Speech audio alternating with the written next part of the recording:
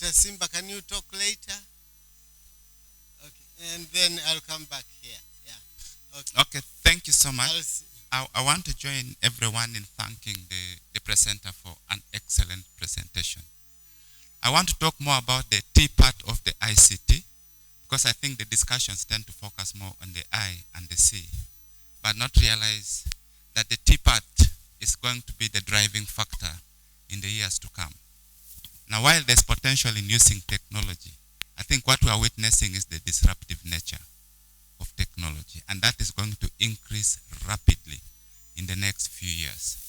Many of the equipment which we use now will disappear. If you're in medical school, and I think medical people know it, you know, there's a WhatsApp which is going around in medical school saying the stethoscope, you are now disappearing. Many of the things are going to disappear.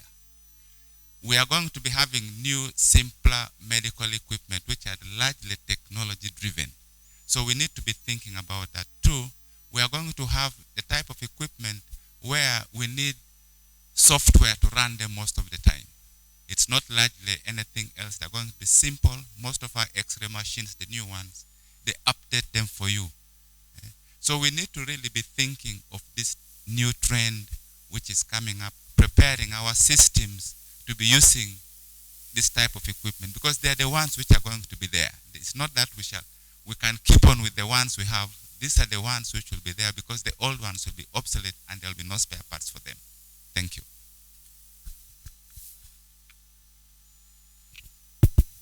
Technology, you've raised a lot of questions. So the T in the technology, Dr. Grace said it, Dr. Punda said it, and it said there. Please finish. Asante. Presentation is good, like, I think it's a higher time right now to think of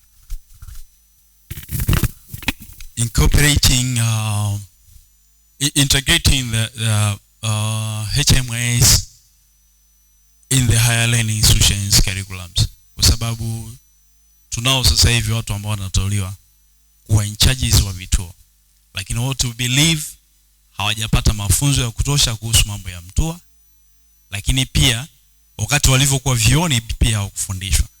Kwa hiyo sisi tunafikiri ni vizuri sasa imefika wakati ni lazima tufundishwe kama tunavyokuwa tunafundishwa mambo mengine shuleni wakati tunasoma medicine. Itasaidia sana wakati wanapokuwa managers kuhakikisha kwamba swala data yanakuwa vizuri. Asante.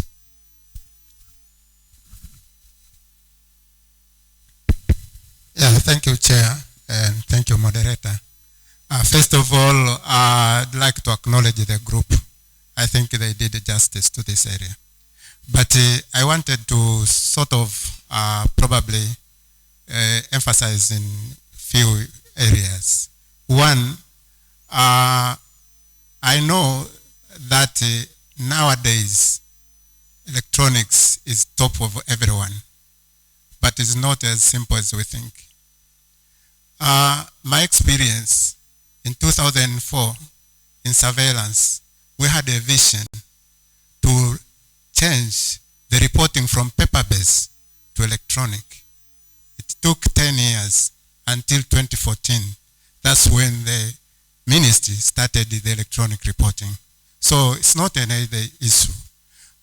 One I want to emphasize is we have to make sure that the technology, the ICT people, work very closely with the users. That's very important. Sometimes ICT can get away with the technology and do what they think is good for the users. But the other way around, I think the users or providers should provide the information that need to go to ICT. Second and last, it's true that it has been noted there that use data at point of collection. That's very important. But I think in addition, the data should be, and I know this will come later, but should be designed to serve the purpose. At the district level, for a long time we have been using comprehensive council health plans, And you find that the data that we collect doesn't feed to the plan. So I just want to say that it will be very important for the users to determine what needs to go to the ICT so that they can effectively and efficiently use the data. Thank you. Thank you. I wish all you came at 8. You could have more time for this. So Dr. Simba last. Thank you. And thank you for me being last, because I just wanted to sum up what many people said, and it shows that much as ICT and M&E are quite useful and valuable in almost all the areas that we have been discussed, it has lots of issues that if we don't have a good direction, we may just end up with the nitty-gritties that are just too many for us to dwell with them here. So for me, it's just 3 maybe sense of directions. One, for ICT to be strengthened, to be able to produce valuable data. 1. 2, for the M&E to be strengthened so that they can use that valuable data to improve healthcare. 2. But the third, which has also been aired here, is to get the ICT and M&E to talk to each other as one thing. If you think of having a thinking tank for ICT, which we presented there, I don't think it is correct. It should be a think tank of M&E so that ICT is part of it. They always talk, and I hear it. ICT is the pipe, and M&E is the water. So you can never talk about having a thinking tank of a pipe when the water is not there. Thank you. And the fourth one will be embracing digital technology in health. So the group have been helped to prepare. Okay, thank you very much. Heated discussion, good presentation. We will have a chance to work together at tea. It's almost 15 minutes to tea time, to end of tea time. So I have 4 groups to present. My job description is the presentation. Tea was not listed. So, service delivery 1, please.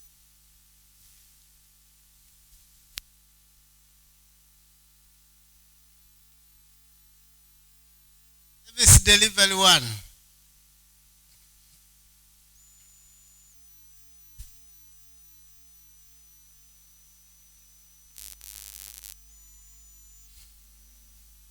She's my daughter, those who don't know.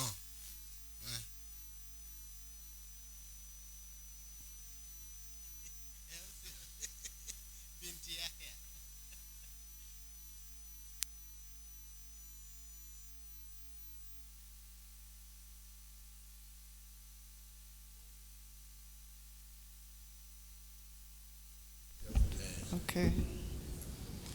So Service Delivery 1 was a cross-cutting group. We had RMNCH, we had commodities, we were talking about lab, we were talking about quality of care, human resource. So you'll forgive me if it will be a bit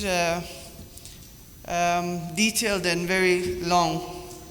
So for the mottos, we came up with 3, talking about sustainable, people-centered, quality and equitable services. We also talked about a holistic care approach, and the third motto we came up with was differentiated care delivery.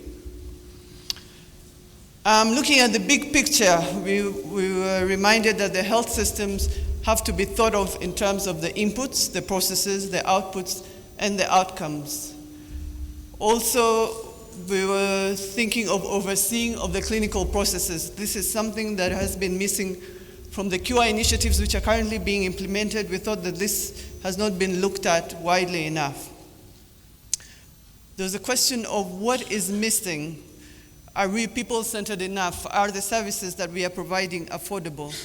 So the question of capacitating the service providers to provide better quality care, We were looking at affordable and efficient care. But also, we talked about how models of care should be able to be scaled up.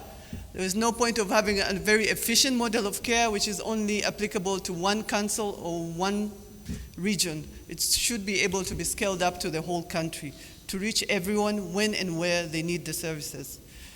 But we also talked about the issue of accountability to the community, to the patients, to the final beneficiary of the services that we provide. A very important point that everybody emphasized was giving the patient a voice. I think I've heard this from previous presentations.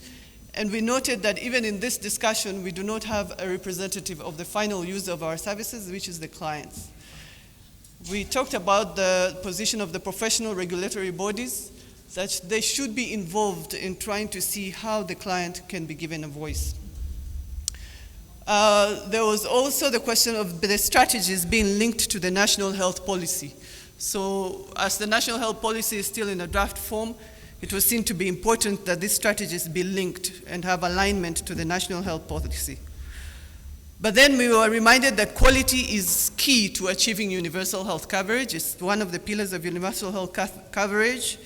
And we found that access has now been very much improved in the country, but quality is still something that needs to be addressed, because otherwise we will have waste of resources and poor outcomes of care. But it was also noted that in HSSP4, capacity building was mainly looking at the public health facilities. And now we should try to emphasize the private health facilities as well. When we're looking at the quality of health services, we noted that only about 20% of the health facilities were graded star 3 at the last assessment. This means that almost 80% of our health facilities are still not performing to the level that we wish. And this is something we really need to look at. Clinical audit, this is something that is not being done. And when you're looking at the clinical processes of care, we thought that clinical audit is something that needs to be addressed to improve those processes. But then we have the unfinished business, as we called it, which is the perinatal mortality reduction. The disabled community, these are the disabled community which has been forgotten. And we talked about having sign language and other specialists, at least in the bigger hospitals, so that these people cannot feel marginalized. We've talked about the unequal distribution of healthcare workers. I think this has been addressed. We talked about community participation and health promotion, using the community health workers that are there, that have been trained, but their role is probably not well transcribed or recognized. But we also talked about having a sustainability model. All the strategies that we're talking about now, can they be sustainable? Are we talking about strategies that will still be in place for the next 5 years? In the training institutions, the syllabus, is it responding to the needs? I think this has been addressed to the human resource. We talked about patient-centered care and addressing specific needs of the specific populations. There was the issue of public-private partnerships. I think I've also touched on that. But there was also the issue of mentorship. We are doing a lot of supportive supervision, but maybe now we need to do more of mentorship rather than supportive supervision. There was a huge shortage of specific groups of cadres, for example, pharmacists, for example, lab technicians, but HSSP4 only seems to track the doctors and nurses. I think it's time also to track the other cadres which are in severe shortage in our health facilities. We have a large increase in non-communicable diseases, so we thought we also need to track the non-communicable disease commodities. There's the question of professionalism and pride in the health professionals. Our health professionals today seems to lack the motivation, the pride that was previously there. The structure of services in our health facilities, are we only providing curative services? We need also to provide prevention services and promotion services. Someone mentioned our traditional medicine. We have a traditional medicine department and board, but we are focusing mainly on the modern medicine. Is it possible to integrate these two services? And in the healthcare system delivery, we were talking about the supermarket approach, having several services provided in one department. An example was like people who come to the CTC clinic would also like family planning to be given in the same section. So What are the strategic directions that we thought were key? One was medicine and diagnostics. The second was in strengthening domestic pharmaceutical manufacturing, and there was an importance laid on doing research and development in this area. But then we also thought about decreasing mortalities in our hospitals, and here we thought it was key for the pediatrician or the obstetricians to work together. Quality of care is definitely key. The information system, which has been talked about, having interoperable management systems. Balanced human resources for health system. Again, this I think has been covered, looking at the dental, the lab, anesthesia, and pharmacy staff, but also looking at the lower and middle cadres, which also we need in greater numbers. Staff performance management being linked to proper tracking systems. The pre-service curriculum being comprehensive and suited to healthcare delivery. Better deployment of the new graduates. We have a very complaints of the graduates that we're having right now not being able to cope with a delivery. And we thought maybe deployment of the new graduates in a supportive environment would help to improve their skills, but also strengthening the use of standardized medical and diagnostic equipment. High impact, cost-effective care, promoting evidence-based decision-making. This I think is very important, and we talked about use of data in the previous presentations. So use of data to make evidence-based decision-making. Improving quality by clinical audit we have talked about, but maybe also we need to have a health system redesign to ensure that we have better quality and sustainable health services. Is our health service delivery system robust and adaptive to provide curative, preventive, promotive, and rehabilitative care? We talked about governance, and here we're looking at the regional, the council, and all the governance staff, whether they're being supported enough to have the right qualifications to perform their roles. The importance of having the basic infrastructure for service delivery, and the possibility of having an independent accreditation body. And for year one, we had 4 strategic priorities, which have a lot of subs. One was strengthening availability of medicine and diagnostics. That's the health commodities, the medical devices and supplies. We had a lot of pharmacists in our group, so there was a lot of discussion around this. The second was looking at quality of care, and here, as you know, quality of care is very wide. There was looking at post-marketing surveillance to look at the quality of drugs, adherence to guidelines and protocols, improving audits, IPC and patient safety, graded processes towards accreditation, and so on. The third one was looking at the information system, how to strengthen good homies, as has been said before, and improve use of data at the facility level. I think that has been talked about as well. And the balanced human resource for health system, which again has been spoken about. In conclusion, concerning the formulation process, we said it was important to have a wide involvement, but especially involvement of the end users. That's the clients, the patients, the communities, and the special needs group, to strengthen coordination and stakeholder involvement. But the health commodities group would like to be separated from the service delivery group. We should consider sustainability in our strategies. We should also be realistic by looking at the available resources, both domestic and external, and if necessary, to reprioritize depending on what resources are available. But we should also remember to align to global, national, and local priorities. Thank you.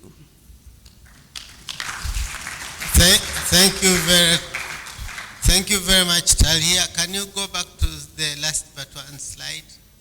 Another one. So this group had a similar problem like the ICT, but they are very clever.